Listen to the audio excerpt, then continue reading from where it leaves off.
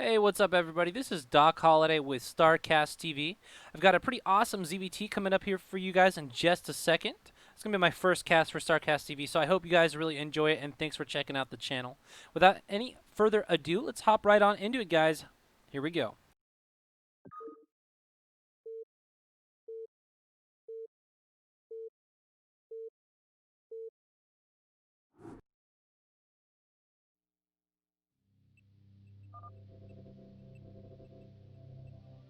Alrighty, ladies and gentlemen, in the bottom center of the map, spawning as the blue Zerg, we have Pitbull.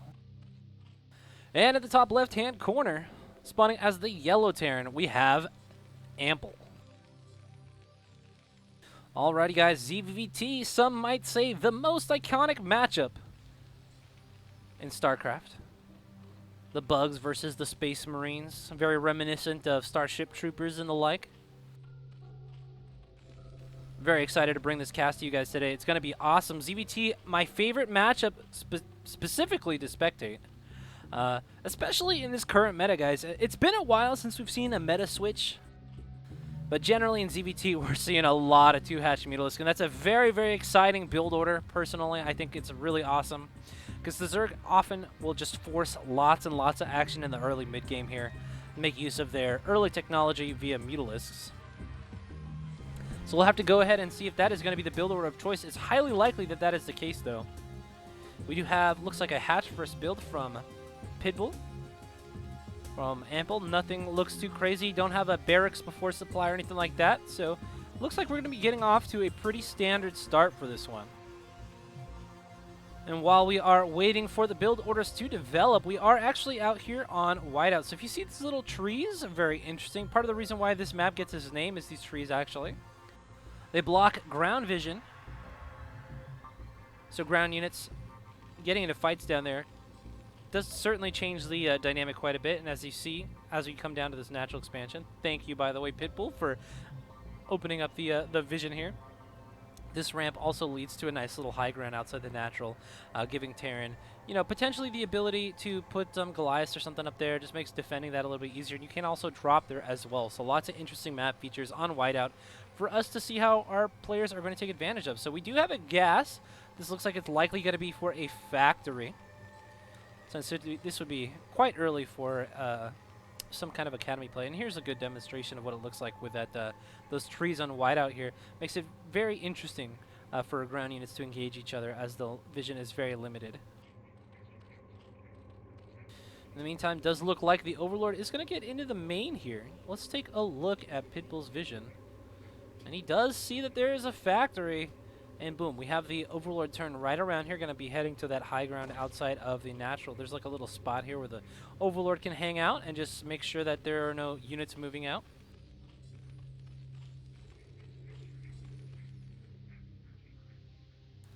Both players with excellent vision so far. Ample gets the first scout as well, so he has quite a good idea of what is going to be coming. Doesn't see any layer yet, anything like that, but there we go. Layer is starting now. And that'll be something that he's very relieved to see. Because if you don't see that layer pretty soon, it's going to be speedlings, and that's always a little spooky. Looks like we have a couple of Zerglings being produced, some to push out the scout and some to scout for the Zerg. Nothing too crazy quite yet. Ample is going to want to keep this SCV alive for as long as possible, though, because he wants to spot any kind of Hydralisk den coming down. The den should be coming, or should be down now if we're going to see any kind of Lurker play. And since it's not, he can be fairly certain that this is going to be a Spire play, even if the SCV dies. So, pretty interesting stuff going on right now. We already have the only Marine on the field right now getting destroyed by a nice little 2 Zergling surround here. And now the SCV here in the natural expansion is getting bullied off the CC, and that is pretty bad. Gonna delay that natural expansion for quite some time for Ample here. We do have a Vulture just about to pop out, but no Marine in sight. Still no SCV on the CC, though. This is quite a lot of damage for just 2 Zerglings in the beginning of the game to be able to accomplish by themselves here. In the meantime, it does look like the scout was destroyed at some point for Ample, but he should be fairly well aware of the fact that it is going to be a Spire here, as a matter of fact. Looks like the Spire is right here at the front. This is a clever little placement trick that you can do. Wow, the CC now just getting continued. Anyways, this is a clever little placement you can do. The Spire starts out looking kind of like a creep colony. So, can be a little way to disguise what tech you are going for early on there. And of course, very cute little wall here. Third hatchery here, primarily for macro reasons. Also does a fantastic job of, denying these vultures from running just right up into the main base there by blocking that ramp here. Of course, it looks like there is a bit of a hole here, so these vultures may decide to run right past. Yeah, they do. It looks like it. Wow, excellent timing on the block here from the drones, though. Stops them from getting on behind this mineral line, at least for now. We do have a Ling here, but that's pretty much it. Kind of interesting, actually, that these vultures don't sweep in behind now, as there's not really anything stopping them from getting a bunch of drone damage done right now. Let's take a look, though. Looks like Ample is currently just at home doing his thing, getting his build going here. And these guys are just happy to chill and shoot this extractor, I guess. So, alrighty, here we go, actually. One. That's a second. Oh, no, that was a Link. So that's still 2 drone kills. 3 drone kills. Wow, not bad. 4. I think that was 4 drone kills. So excellent job there.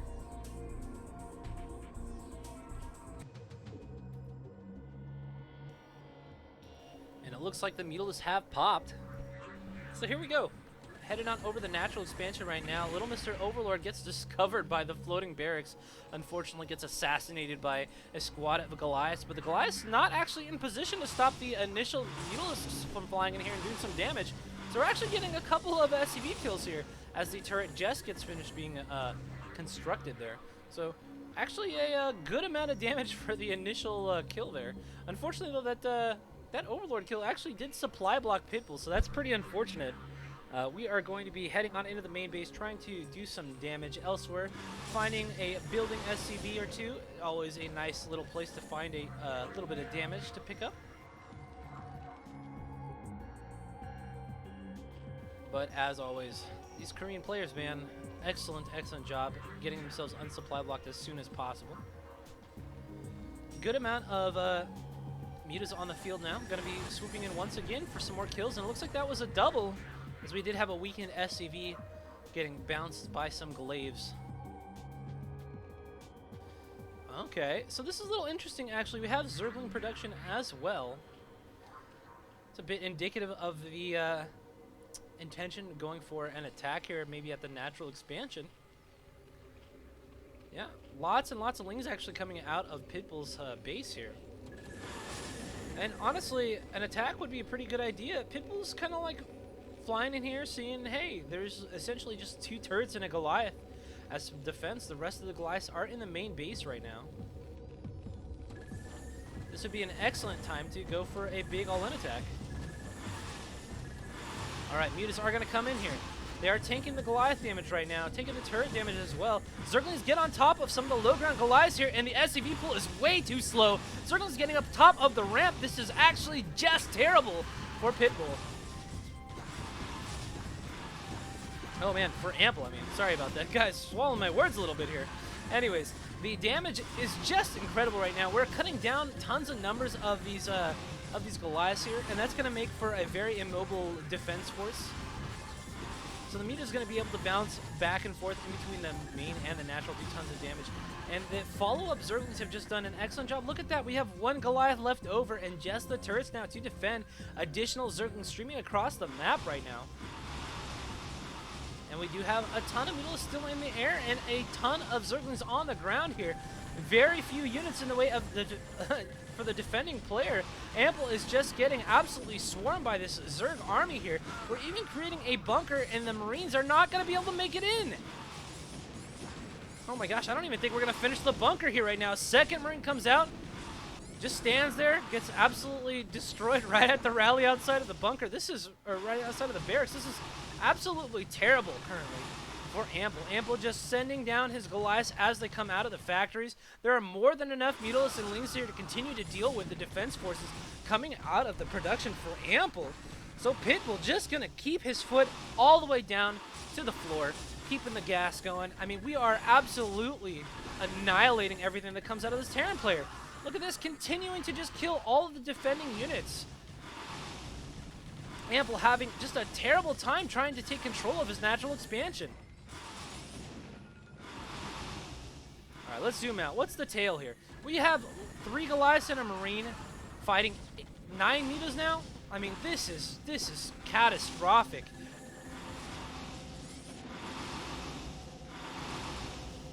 Oh my gosh, and we're about to lose the barracks here. So that means that we're not going to see any additional factories for quite some time here. Doesn't really matter, though. The Mutalisks are in a position where they could potentially end the game here. We have all the SCVs leaving the natural expansion. We have the natural expansion being floated as well, and we are on worker parity, essentially, here. Wow, Pitbull is playing like a monster. The micro has been fantastic. These Mutos have been highly, highly productive. This is about as good as you could possibly ask for the early game to go with a 2-hatch Muta build. Zergling's going to come in here and put to rest the world's most useless bunker. Did essentially nothing. And Muta's going to come in here now and try to find some additional damage. So things looking so good currently for Pitbull. It's hard to think of an early game that could be going better than this. You've lifted the natural CC, done a ton of damage, delayed that CC even in the beginning with just 2 Zerglings. So things just, so much damage just being done here by Pitbull currently. And Ample, look at this, just not even really able to produce off of his factories. We're now cranking, like we're exhausting our bank completely. Just producing whatever we can. So these 2 vultures, I think, was a very good idea. Looks like we're going to get on the map and try to see if there's any third bases, see what we can see, scout what we can scout, because Ample has been blind essentially this entire game trying to just not die at his natural expansion.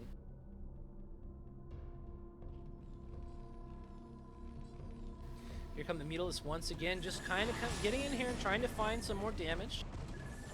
As you can see already, Zerg has taken off in the worker lead. Ooh, looks like the third has actually been stopped here. So that's pretty excellent for 2 scouting vultures. That's a nice little bit of damage here. And I like this 2 Amples actually splitting up the vultures so that way you can potentially, you know, reuse them, save them, you know, that type of thing. Sending them off in 2 different directions certainly makes it more difficult to kill both of them. And he's covering ground by, you know, scouting 2 bases at once to make sure that there is no third. So continuing to be active on the map, even when he's on the defensive. This is some very high-level Terran play. Oof. Unfortunately, that lowly vulture gets picked off by the group of Mutalisks here as they come into the natural expansion. There goes 1 turret, 2nd turret. Yep, 2nd turret goes, oh, almost goes down. You do need to have, I believe, +1 for the Mutalisks for them to be able to 2-shot those turrets. Mutalisks still actually maybe a little bit of an overstay. Not really that bad, though, to be honest. Pitbull is in such a fantastic position as it is. He's got so many Mutalisks. Doesn't even know what to do with them. He's just got them all hanging around at these rally points because it's quite difficult to micro multiple Mutapacks at once. But in the meantime, we actually have the barracks being reproduced so we can make more factories in the future here. I don't really know if that's going to be the best call at this point because, I mean, we haven't been mining on a natural expansion for so long. Can we really support 4 factories, 5 factories? I don't really think so. Got to have 2 bases for that, so really need to get this CC down as fast as possible, get a bunch of turrets up as fast as possible, get these SCVs mining as fast as possible, because otherwise we're going to fall very, very behind this Zerg player. We already have the 3rd base essentially established now for Zerg.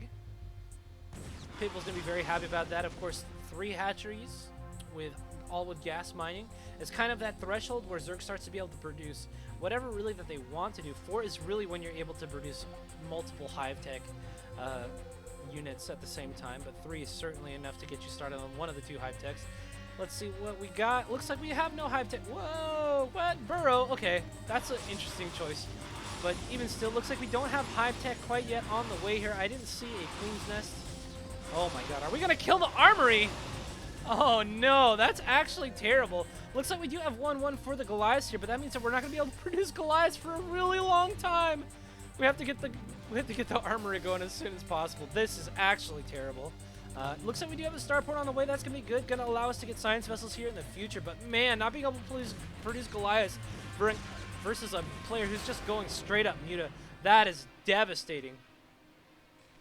Like, look at the paltry army that we have right now. The Mutalist is going to be able to continue to swoop in here and do as much damage as they could possibly want.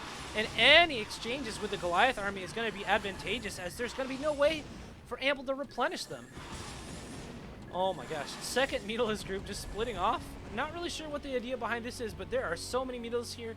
It almost doesn't matter what one of the groups does as long as the other one is attacking. So much of an army advantage for Pitbull right now. It's actually kind of astonishing.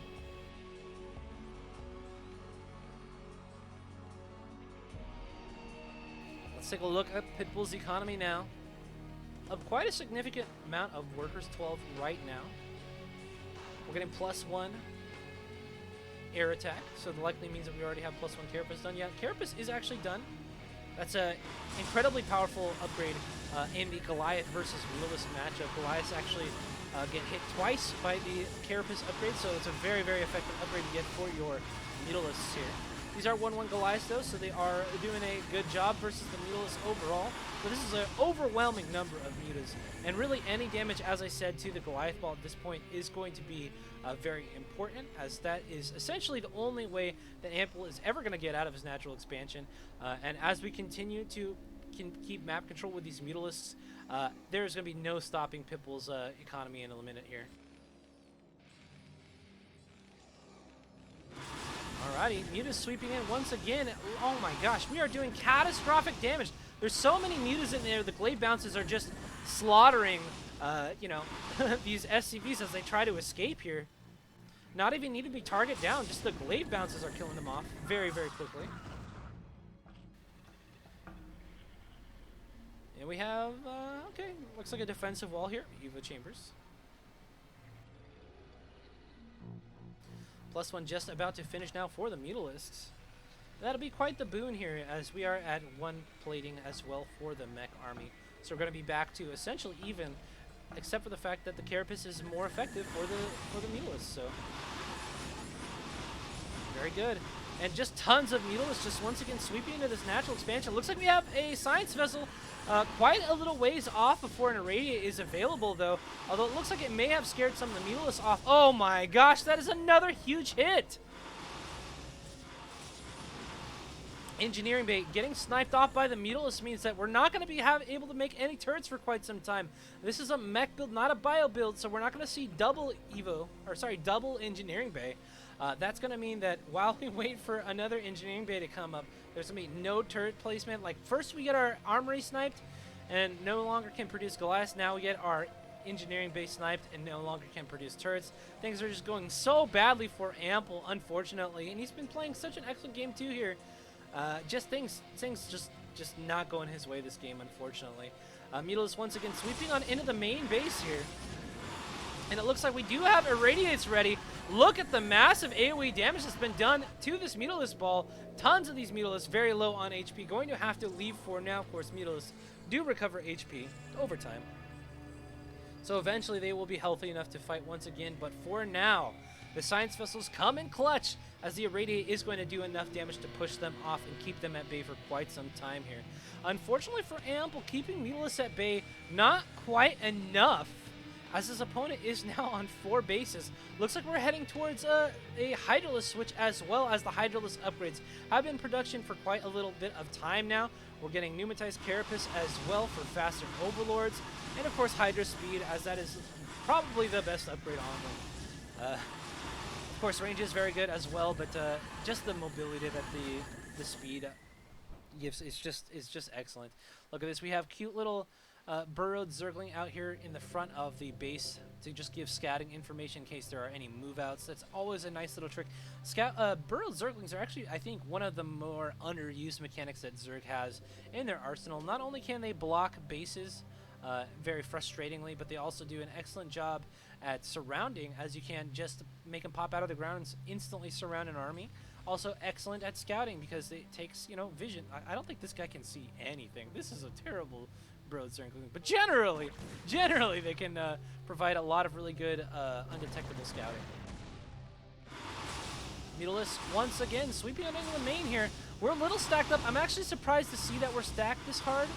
Generally speaking, once you see this many vessels on the field, oh, this is exactly why you don't want to stack this hard.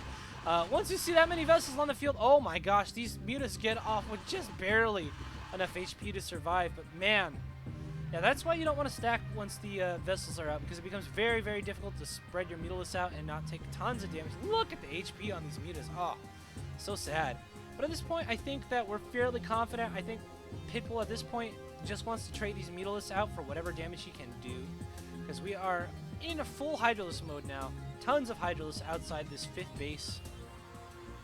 Looks like we're getting ready for a big, big push here into potentially the natural expansion. Do we have any tanks? Looks like we have a tank. Does it have siege mode yet?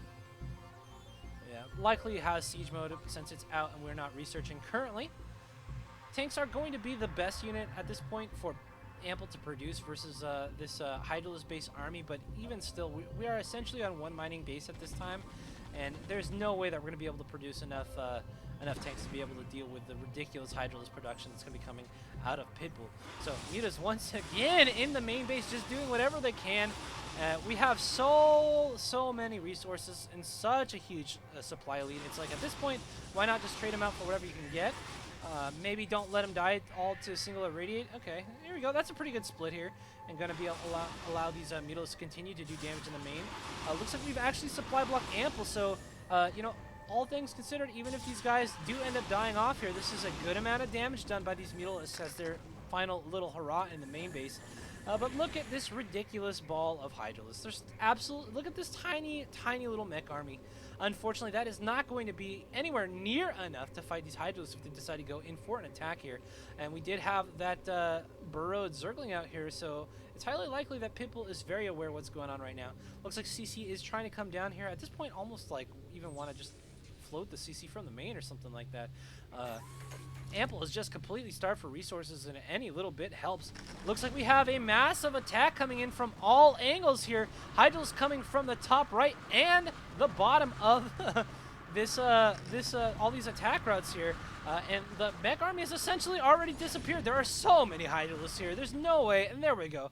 Ample finally throws up the GG. An excellent game played by both these players. Pitbull very dominating the entire game. Excellent muta control in the early and mid game here as bottom this victory. Congratulations to Pitbull, and thank you guys so much for tuning in. I hope you enjoyed the cast. Please subscribe to the channel, and we'll see you again soon.